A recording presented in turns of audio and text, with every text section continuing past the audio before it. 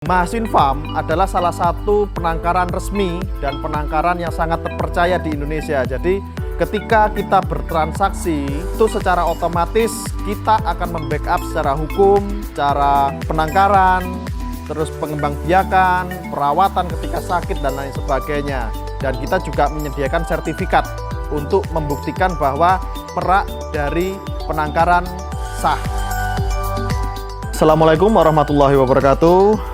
Om Swastiastu, Namo Buddhaya, salam sejahtera, salam kebajikan buat kita semua. Perkenalkan, nama saya Langgoso Aswin Putra. Saya adalah pemilik dari Mahasiswa Farm, penangkaran merak terbesar di Indonesia yang beralamatkan di Dusun Gebang, Wedomartani, Ngemplak, Sleman, tepat di cagar budayanya. Kalau kita bicara status hukum, itu ada perbedaan antara merak India dan merak Jawa, itu memiliki status yang berbeda. Nah, masyarakat itu banyak sekali yang gagal paham karena identik merak itu kan hewan langka. Langka, oh itu hewan dilindungi, kan begitu. Tapi kita harus memperbaiki pemikiran seperti itu karena hewan langka itu belum tentu hewan dilindungi. Arti langka itu karena jarang kita lihat. Jarang dilihat itu menjadi langka. Ya, karena sedangkan merak itu ada dua versi, Jawa dan India. Nah, langka yang dimaksud di sini adalah satunya sudah mau punah, satunya memang bukan asli punya kita. Jadi sama-sama langka, tapi memiliki status hukum yang berbeda. Undang-undang kita Perlindungan Satwa nomor 5 tahun 90 itu jelas sekali di sana tertulis melindungi hewan asli Indonesia, hidup maupun mati atau sebagainya. Mungkin kalau ini bisa direvisi. Yang saya tahu di undang-undang itu memang mengatur segala macam tentang hewan asli Indonesia. Endemik asli Indonesia itu dilindungi mayoritas, salah satunya merak Jawa atau nama latinnya Pavo muticus. Itu memang dilindungi secara hukum. Dan kalau kita ingin memiliki atau memelihara merak Jawa, itu wajib memiliki surat resmi dari BKSDA. Mengurus surat izin ini saya pikir tidak sulit selama kita memang mau, dan kita juga sharing ke kantor BKSDA. BKSDA akan membantu kita untuk mendapatkan merak Jawa yang ingin mungkin kita pelihara secara resmi. Karena memang surat izin atau surat resmi itu hanya bisa dikeluarkan oleh pihak BKSDA. Nah, cara memiliki merak hijau ini salah satunya membeli hewan yang sudah bersertifikat, bisa juga mengurus izin tangkar, dan lain sebagainya. Banyak sekali. Nah, ini berbeda sekali dengan merak India. Merak India tidak diatur oleh undang-undang status hukumnya, karena dia berstatus hewan impor. Selama kita memiliki dokumen resmi, jual beli, atau kita mendapatkan asal-usul yang sah, merak India ini boleh kita miliki secara bebas, dijual belikan secara bebas. Untuk status hukum ada dua. Merak Jawa itu dilindungi dan kita wajib memiliki izin atau mengurus izin, sedangkan merak India itu tidak dilindungi dan hukum untuk membuat izin atau penangkaran merak India itu hukumnya sunnah. Boleh kita buat, boleh juga tidak, karena tidak ada yang mengatur. Dia berstatus legal, tidak dilindungi, dan ketika kita ingin memiliki, boleh selama kita memiliki asal-usul yang sah.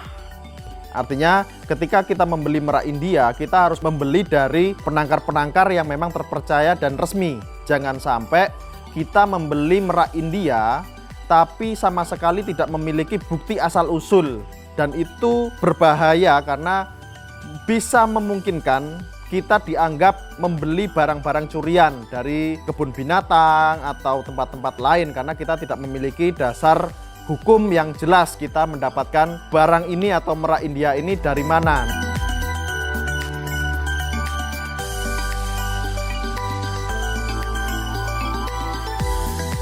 Saya Untung Suripto, Kepala Seksi Konservasi Wilayah 1 Sleman yang meliputi wilayah Kota Yogyakarta, Sleman, dan Kulon Progo, sekaligus sebagai pelaksana tugas Kepala Sub Bagian Tata Usaha Balai Konservasi Sumber Daya Alam Yogyakarta. Merak hijau ini sebagai satwa yang dilindungi pada dasarnya adalah tidak boleh dipelihara. Nah, tetapi memang ada mekanisme untuk mendapatkan izin berdasarkan Undang-Undang Nomor 5 Tahun 90. Namun boleh dipelihara apabila merak hijau tersebut berasal dari usaha penangkaran. Dan ini sudah izin penangkaran ini sudah diatur dalam Permen HUT nomor 19 tahun 2005 tentang penangkaran tumbuhan dan satwa liar. Untuk proses perizinan ini mengacu pada P19 tadi ya 2005, dan tentunya ini prosedurnya harus melalui mekanisme OSS, One Summit Single, merupakan pelayanan perizinan terpadu. Untuk syarat pengajuan izin penangkaran ini antara lain surat permohonan, kemudian juga ada proposal yang dilampirkan. Ini yang mencakup dokumen asal-usul satwa, fotokopi KTP, hasil dari OSS salah satunya adalah NIB, nomor induk berusaha, kemudian ada izin lokasi, ada izin usaha, ada berita acara teknis penangkaran, yaitu persiapan sarpras kandangnya.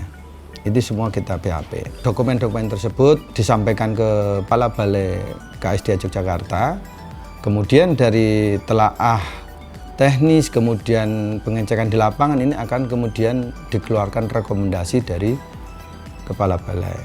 Jadi pemohon nanti mengupload sendiri berkas-berkas yang sudah ada, prosesnya melalui OSS online langsung. Bagaimana kalau masyarakat tersebut ingin memiliki, ada mekanismenya yaitu melalui penangkaran sebagaimana tadi saya sampaikan di atas. Pemohon bisa, masyarakat yang memang berminat bisa mengajukan permohonan izin penangkaran. Nah, bagaimana dia setelah ada izin penangkaran ini, masyarakat ini, pemilik izin ini bisa mengajukan permohonan indukan atau juga bisa membeli dari penangkar resmi, ya, penangkar resmi atau penangkar yang sudah punya izin penangkaran yang sah. Jadi indukannya otomatis menjadi indukan yang legal. Untuk masyarakat di Yogyakarta khususnya kami Balai Konservasi Sumber Daya Alam Yogyakarta membuka diri ya, jika ada masyarakat yang berkeinginan untuk memiliki satwa, kami persilakan untuk ke kantor Balai KSDA Yogyakarta di Sleman, bisa juga ke seksi konservasi wilayah 1 di Kota Gede di Pilahan, atau melalui seksi konservasi wilayah 2 di Bantul. Jadi kami sangat membuka diri, kami siap melayani dengan sebaik-baiknya bagi masyarakat yang akan mengurus izin penangkaran maupun izin edar dalam negeri maupun izin edar luar negeri.